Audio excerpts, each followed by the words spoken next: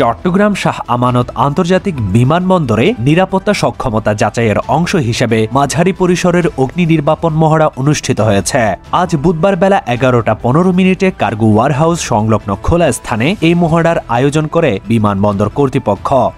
জামায়াতে ইসলামীর সহকারী secretary general মাওলানা মোহাম্মদ শাহজাহান বলেছেন, যৌক্তিক 5 দফা দাবি বাস্তবায়নের লক্ষ্যে আগামী 5 ডিসেম্বর লালদিঘির ময়দানে আয়োজিত জনসমাবেশ জনসমুদ্রে পরিণত হবে। জাতীয় নির্বাচনের আগে গণভোট আয়োজন এখন শুধু রাজনৈতিক দাবি নয়, বরং সার্বিক জাতীয় প্রত্যাশার প্রতিফলন।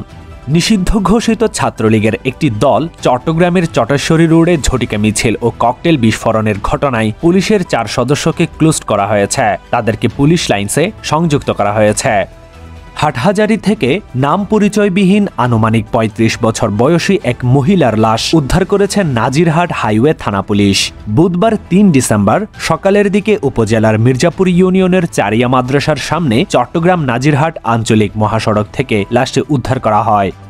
বিএনপির স্থায়ী কমিটির সদস্য ও সাবেক মন্ত্রী সালাহউদ্দিন আহমেদ বিএনপির চেয়ারপারসন সাবেক প্রধানমন্ত্রী বেগম খালেদা জিয়ার সুস্থতার জন্য দেশবাসীর কাছে দোয়া প্রার্থনা করেছেন, যাতে তিনি সুস্থ হয়ে বাংলাদেশের মানুষের কাছে ফিরতে পারেন। দিনব্যাপী নিজ নির্বাচনী এলাকায় ধানের শীষের পক্ষে প্রচারণা চালানোর সময় এই আহ্বান জানান।